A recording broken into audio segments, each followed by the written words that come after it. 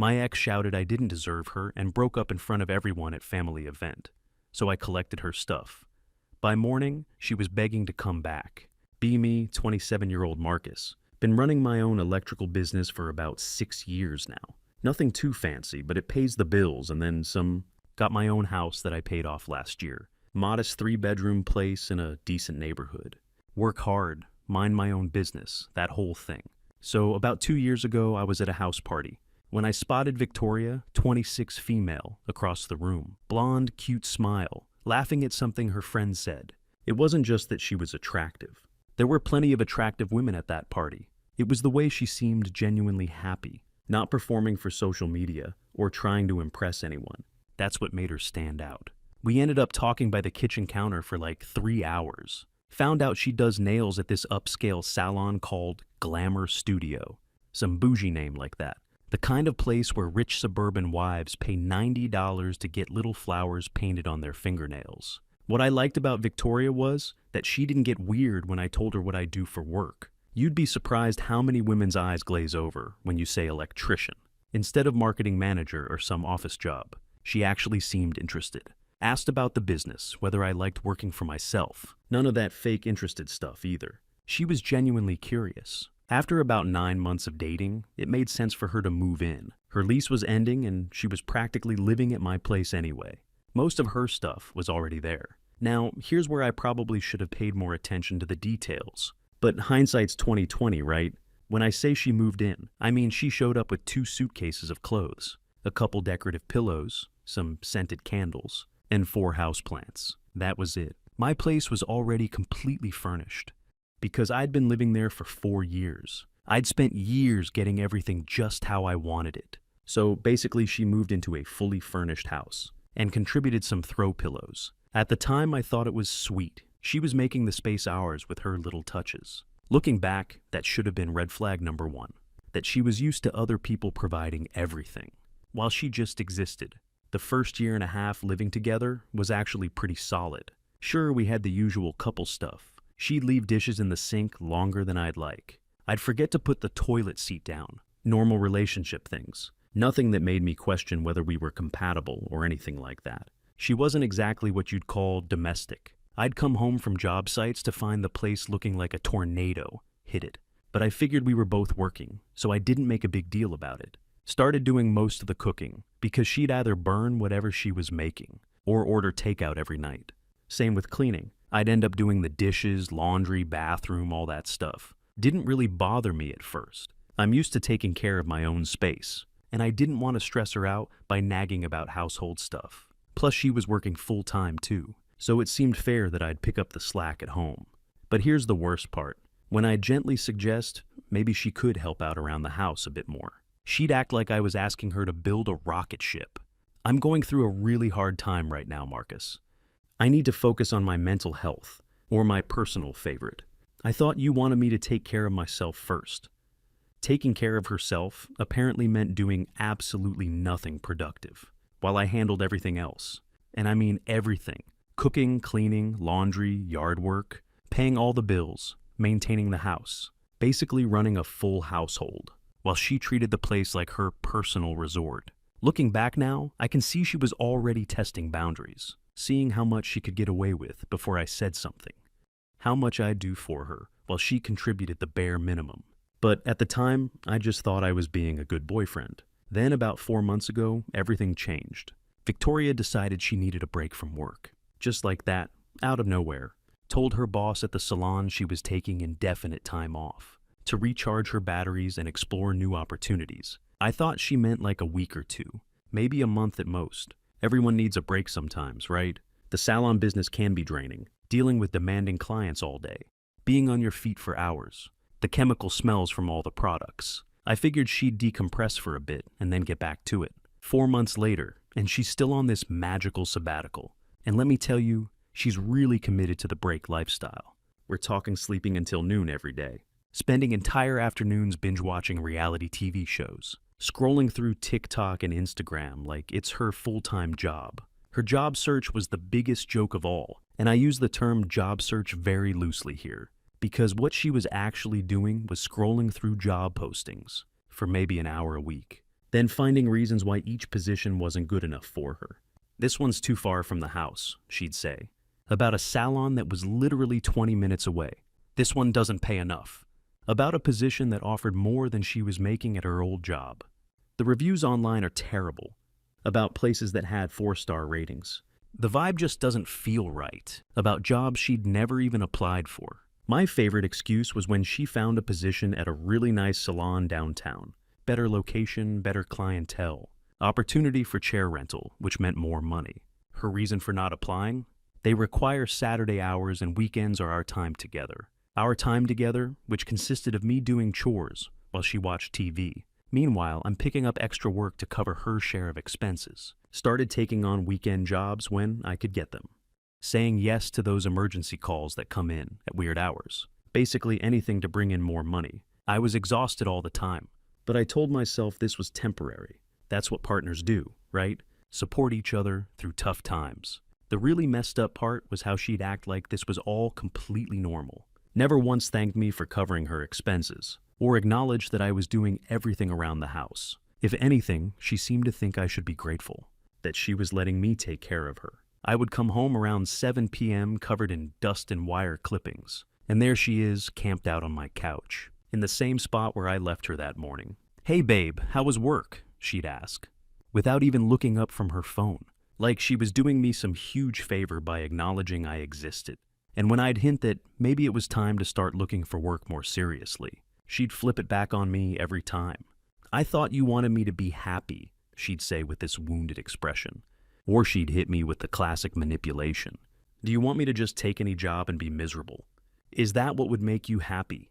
"No, Victoria, what would make me happy is if you contributed literally anything to this relationship, besides taking up space on my couch." But I kept telling myself this was temporary, that eventually she'd get bored of doing nothing and want to get back to work, that she was just going through something and needed my support to get through it.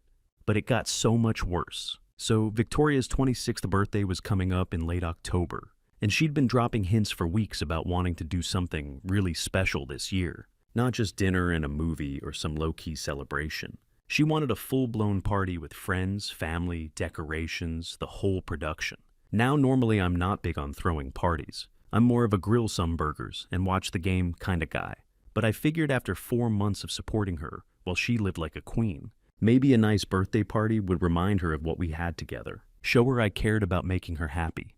Plus she'd been pretty down about the whole job situation, or at least pretending to be. So I thought this might cheer her up. Big mistake. I decided to go all out. Took a Friday off work, which meant losing a day's pay. But whatevers, started planning this thing, like I was organizing a corporate event. We're talking about a real production here, not some half-ass get-together. I designed and printed custom invites for 35 guests, decorated the place in her favorite rose gold and white, with balloon setups and a photo backdrop, and spent $450 just on decorations. I hired her favorite Mediterranean catering for nearly $900, and even brought in a professional bartender with a full setup for $340, not counting the alcohol I bought separately. I wanted everything to be perfect. Even invited people I didn't like because they mattered to her. The hardest one was her birthday gift. She'd been talking for months about wanting to redecorate our bedroom, saying it felt too masculine and needed more feminine energy or whatever. So I found this local artist through Instagram who does custom paintings, and commissioned a piece specifically for above our bed. I showed the artist pictures of Victoria, told her about her style, her favorite colors, what kind of vibe she was going for. The artist created this gorgeous abstract piece with flowers and gold accents. That looked like something you'd see in a fancy hotel. Cost me $900 and took 3 weeks to complete. But it was exactly what Victoria had been describing. Day of the party, I was running around like a maniac getting everything set up. Started at 7 a.m. moving furniture around to create more space. In the living room and kitchen. Set up the bar area on my back patio.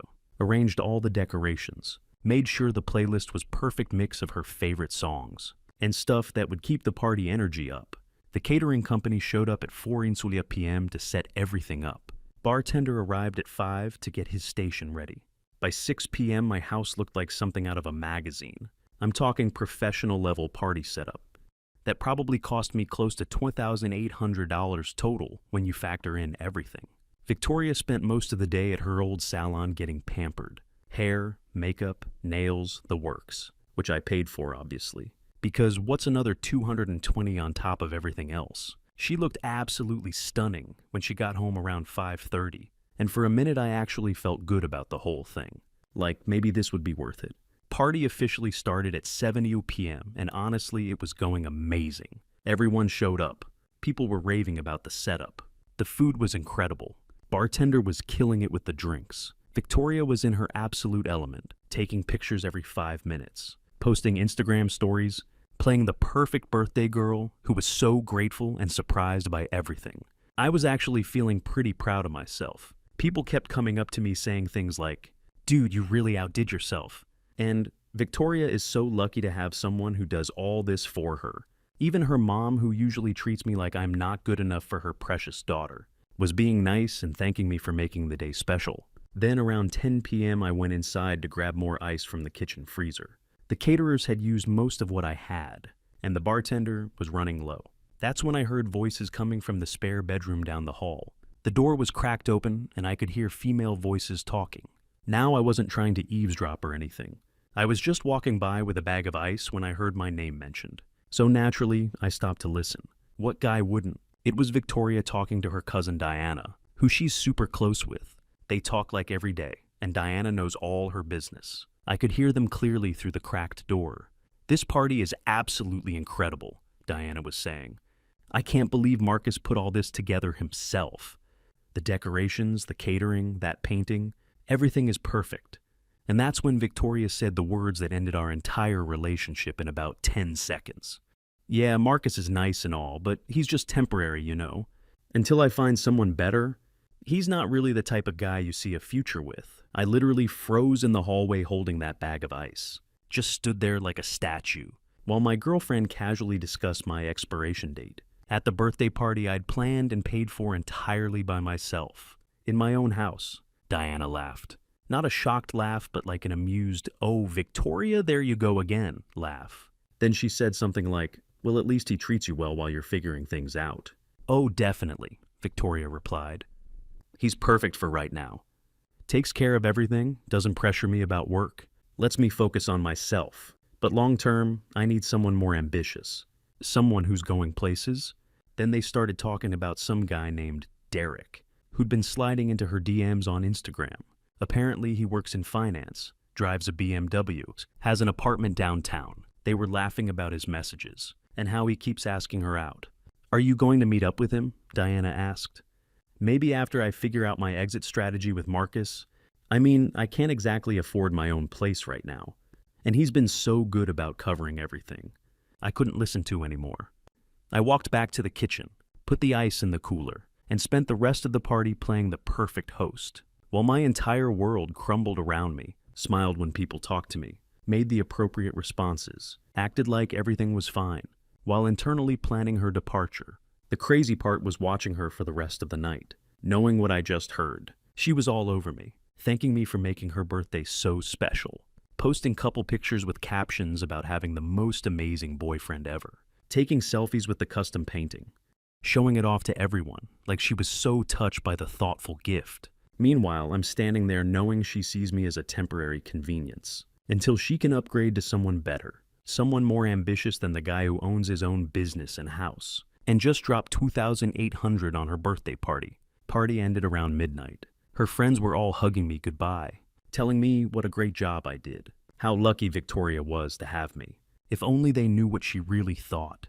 We did minimal cleanup before bed. I told her we could deal with the mess in the morning, since she was tired from all the excitement. She was going on and on about how perfect everything was, how she couldn't believe I'd done all this for her, how much she loved me. I just nodded and smiled while being completely checked out, because in my head, I was already planning her exit strategy, the same exit strategy she'd been discussing with Diana.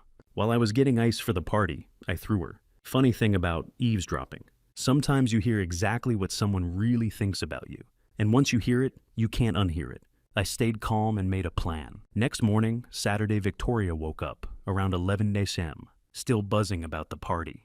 Kept going on about how amazing everything was, showing me all the pictures and videos people had posted, reading me comments about what a great boyfriend I was, The irony was incredible. Around noon, she announced her plans for the day. Delilah and I are going out for birthday round 2. Brunch downtown, then shopping. Maybe hit a few bars later. You don't mind, do you, babe? It's kind of a girls' day thing. Delilah is her best friend, the one who enables all her worst behaviors, and probably knew all about the Derek situation. They were going to spend the day gossiping about guys, and spending money they didn't earn, while I stayed home like a good little provider. Sounds fun, I said. Have a great time. You're the best, she said, kissing me goodbye. Love you. The second her car pulled out of my driveway, I called my crew lead and told him I was taking a personal day. Then I got to work on what I like to call Operation Fresh Start. First thing I did was grab every empty box I could find in the garage. Had a bunch left over from when I moved in 4 years ago, plus some Amazon delivery boxes I'd been meaning to recycle. Turned out I needed way more than I thought, so I drove to U-Haul and bought about 25 moving boxes in different sizes. Then I went through the house systematically, room by room, packing up every single thing that belonged to her. And I mean everything: clothes, shoes, jewelry, toiletries, makeup, hair products, those stupid decorative pillows, the scented candles, her houseplants, all of it. You wouldn't believe how much stuff she'd accumulated in my house. In over a year and a half, her makeup collection alone filled 2 entire boxes. We're talking hundreds of dollars worth of products, scattered across my bathroom counter, like she'd claimed permanent residence. Foundation, concealer, 19 different lipsticks, eyeshadow palettes, brushes, tools I couldn't even identify. It was like clearing out a Sephora stockroom. Found stuff I'd forgotten she even owned. A yoga mat that had never been unrolled. A juicer that was still in its box from some health kick that lasted exactly 4 days. Books she'd bought to improve herself, but never opened. A whole drawer full of jewelry, including pieces I'd bought her for various occasions. I wasn't being vindictive about any of this. Didn't throw anything away or damage her belongings. Just packed everything carefully and neatly. Labeled each box with what was inside. Victoria makeup, Victoria clothes, Victoria shoes. That kind of thing. If anything, I was being more organized than she'd ever been with her own stuff. The whole process took about 5 hours. By 4 p.m., I had everything boxed up and ready to go. 18 boxes total, stacked neatly by the front door. Then I did a final walkthrough of the house, to make sure I hadn't missed anything. It was weird seeing the place without her stuff everywhere. The bathroom counter was clear. The closet had space again.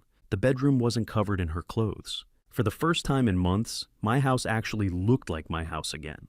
While I was packing, I'd been thinking about what to do with the custom painting I'd commissioned for her birthday.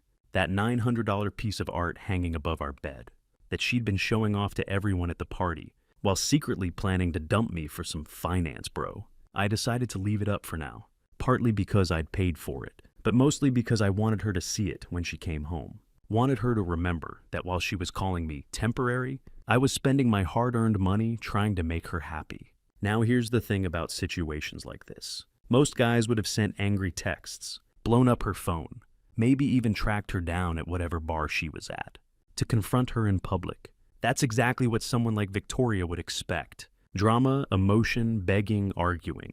But I'm not most guys. I run my own business, which means I deal with problems professionally and efficiently. When a client doesn't pay their bill, I don't argue with them. I just stop providing service. When equipment breaks down, I don't get emotional about it. I replace it and move on. This was just another business decision. Victoria had made it clear that I was a temporary solution, until she found something better. Well, congratulations. Her temporary arrangement was officially terminated. Around 6 p.m., I started wondering what time she'd be home. Part of me was curious to see her reaction, but mostly I just wanted to get this conversation over with. So I could move on with my life. Victoria rolled up around 8 p.m. I heard her car in the driveway. Then the jingle of keys at the front door. There was a pause. Then her voice sharp and confused. Why are there boxes everywhere? I stayed on the couch. Didn't even look up from the TV. That's your stuff, I said flatly. There was a beat of silence. Then her footsteps moved fast into the room. Why is it packed? Are you mad I went out today or something? She asked, standing in front of me like I just spoke in a different language. Her voice cracked a little. That fake sweet tone she used when she didn't know how much trouble she was in. That's when I dropped it. I heard what you said to Diana. Her face, man. She went from confused to ghost white to full-blown panic in seconds. And I watched her brain scramble. Wait, what that wasn't, I didn't mean it like that. It was just girl talk. Diana always brings out the worst in me. Her voice sped up like she was trying to outrun the truth. You said I was temporary, I cut in. My house, at the party I planned and paid for. While wearing the necklace I gave you, she shrank in her seat like each word was another nail. Then the tears started. I love you, Marcus, I swear I do. I just get insecure sometimes and say stupid things. I didn't mean any of it, I promise. 6 months ago, I probably would have bought that. But now, I wasn't handing out second chances. When the waterworks didn't work, the switch flipped hard. Wow, you're seriously being controlling right now. This is such an overreaction. Are you just looking for an excuse to break up with me? Then came the threats. You can't just kick me out. I live here too. I finally looked her dead in the eye and laid it out. No, you don't. You moved into my house. My name's on the deed. The mortgage is paid off. You're not a tenant, Victoria. You've been a guest. And guests don't get squat when they wear out their welcome. And just like that, her face told me she knew it was over. This reality hit her like a truck. She'd been so comfortable in her setup that she'd forgotten she had zero actual rights to be there. Then came the bargaining phase. Promises to get a job immediately. Swears she'd change. Begging for another chance. She tried everything from declaring her love to threatening suicide if I threw her out. The emotional manipulation playbook got completely exhausted in about 25 minutes. I gave her until 9 p.m. to load up and leave, or everything was going on the curb. That's when the real ugly came out. Called me heartless, said I'd regret this decision. Told me I'd never find anyone as good as her. The mask completely slipped, and I got to see who she really was underneath all the sweet girlfriend act. She loaded her car with as many boxes as would fit, cursing me the entire time. Had to make 4 separate trips, because apparently someone who doesn't work accumulates a lot of possessions. Each trip back she got angrier, probably realizing this was actually happening, and her free ride was officially over. The funniest part was watching her try to figure out logistics in real time. Where was she going to go? Her parents' place was far from here, and she'd burned bridges with most of her friends. By borrowing money, she never paid back. The reality of being a 26-year-old woman with no job, no savings and no backup plan was hitting her hard. During the second trip, she tried one more angle. Started talking about how good we were together, all the memories we'd made, how we could work through this if I just calmed down and think rationally, like I was the one being irrational, for not wanting to date someone who saw me as a temporary placeholder. By the time she was loading the last boxes, the anger had shifted to this weird acceptance mixed with resentment. She kept muttering things under her breath about how I'd changed. How I wasn't the man she fell in love with. How I was showing my true colors. The irony was incredible. I was showing my true colors by not letting her walk all over me anymore. The final moment was almost anticlimactic. She stood by her packed car looking at my house, like she was seeing it for the first time, maybe realizing what she'd actually lost. Not just a boyfriend, but a completely subsidized lifestyle that let her do whatever she wanted without consequences. She tried one last guilt trip, voice trembling just enough to sound pitiful. I can't go back to my parents' place. I'm almost 30, do you know how humiliating that is? I didn't flinch, just looked at her and said, maybe next time don't trash the person keeping a roof over your head. Then she grabbed her keys, stormed out and drove off without another word. I went back inside and did a final check, to make sure she hadn't forgotten anything, or taken something that wasn't hers. The house felt different immediately, quieter, cleaner, more peaceful. Like this oppressive energy that had been building for months just vanished. That night, I called my locksmith buddy, who owed me a favor, from when I'd done some electrical work at his shop for cost. He came over around 10 p.m. and changed all the locks. Even the garage took him about an hour, and he didn't ask any questions. Just handed me the new keys and said he hoped things worked out. By the time I went to bed, it was like Victoria had never lived there at all. Her scent was gone from the pillows. Her products weren't cluttering the bathroom. Her clothes weren't scattered around the bedroom. For the first time in months, I had my space back. I slept better that night than I had in weeks. No one hogging the covers. No one's alarm going off at random times. No one sighing dramatically when I got up early for work. Just peaceful, uninterrupted sleep in my own bed. But the peace didn't last long, because apparently when you cut off someone's meal ticket, They don't just quietly accept the new reality and move on with their lives. They launch a full-scale campaign to try and guilt, manipulate, or harass their way back into the situation they lost. Sunday afternoon, my phone started lighting up like a Christmas tree. Text after text, call after call, all from Victoria's number. The progression was pretty predictable. Started with desperation, moved to anger, then back to desperation with some guilt-tripping mixed in. The messages were a masterclass in manipulation tactics. First batch was all apologies and promises to change. How sorry she was, how she'd get a job tomorrow, how she'd never take me for granted again. Real tear-jerker stuff that might have worked on some sucker who hadn't heard her real opinion of him.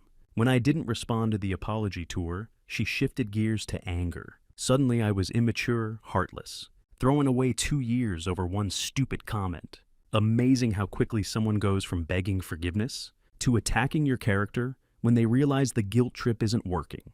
The best ones were the threats about how I'd regret this decision, how I'd never find anyone better, how she was the best thing that ever happened to me, how I'd be crawling back, begging her to take me back. The delusion was impressive. This is coming from someone who spent 4 months doing nothing, while I paid for everything.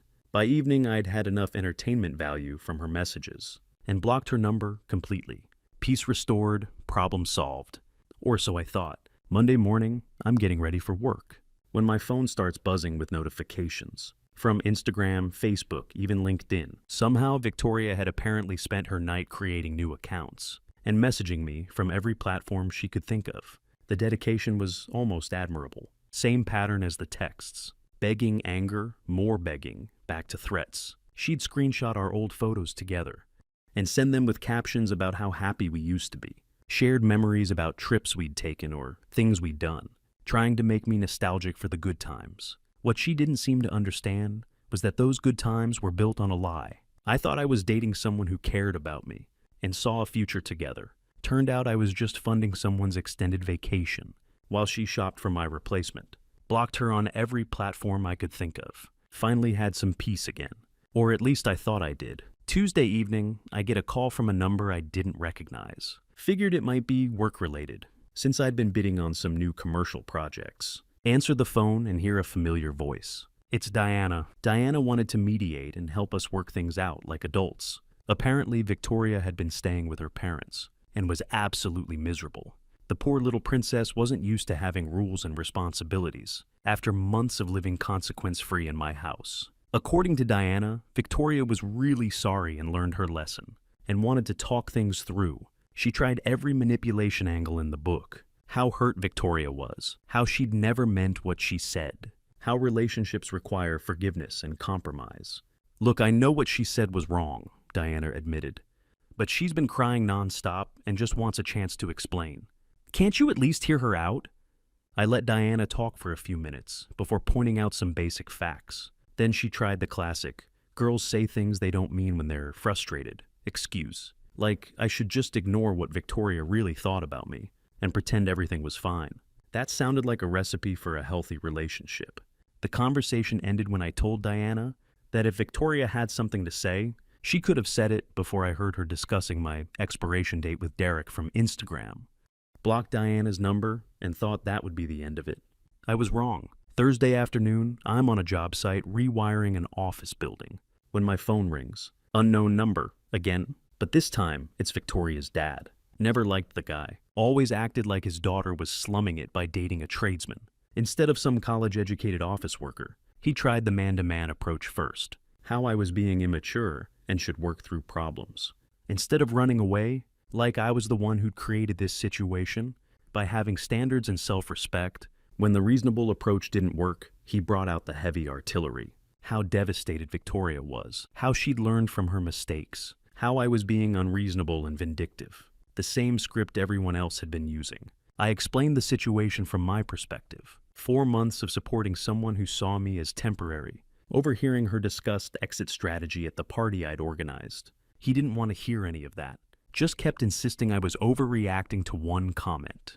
Then Victoria's mom got on the phone, full emotional manipulation mode, about her little girl who was crying herself to sleep every night. How could I be so heartless? Didn't I care about Victoria's feelings? Couldn't I find it in my heart to forgive her? I pointed out that their daughter had been living rent-free in my house for months, while planning to dump me for someone better. Maybe they should be asking why they raised someone who thinks using people is acceptable behavior. That's when the conversation took a turn. Suddenly, I was being dramatic and vindictive for having boundaries. They couldn't understand why I wouldn't just forgive and forget. Like a good little doormat, started getting defensive about their precious daughter and how she was the real victim here. The final straw was when her dad accused me of destroying a young woman's life over my fragile male ego. Like I was supposed to thank Victoria for the privilege of being her temporary provider while she looked for an upgrade. I told them both exactly what I thought of their parenting and their daughter's character, then hung up, blocked both their numbers immediately. If they wanted to enable their 26-year-old daughter's victim mentality, they could do it without involving me. The next few weeks were blissfully quiet. No more calls, no more messages, no more intervention attempts from family and friends. Victoria had apparently exhausted her support network's willingness to fight her battles for her. Life started getting back to normal pretty quickly. House stayed clean, and I had my evenings and weekends back. Started picking up some hobbies I'd neglected. Hung out with friends I hadn't seen much, while I was playing house with Princess Victoria. Best part was the mental energy I got back. Wasn't constantly stressed about coming home to chaos. Wasn't walking on eggshells around someone's mood swings. Wasn't working overtime to support someone who didn't appreciate it. Just peaceful, drama-free living in my own space. About a month later, I heard through mutual acquaintances that Victoria had moved back in with her parents permanently and was still taking time to figure things out. Apparently, she didn't get her job back after all, because her break was way too long. Some people never learn. Her parents were apparently covering her expenses now, so she'd just transferred her freeloading operation to a new location. Started dating again after a few months. Nothing serious at first. Just getting back out there and remembering what it was like to be with someone who actually appreciated my company. The difference was incredible. Women who thanked me for planning dates, who offered to split checks, who had their own careers and interests. Looking back, I'm grateful for that birthday party conversation. If I hadn't overheard Victoria's real feelings, I might have wasted years with someone who saw me as a stepping stone to something better. Instead, I got my life back and learned to value myself enough not to accept being someone's plan B. Sometimes the trash takes itself out. You just have to be smart enough to leave it on the curb.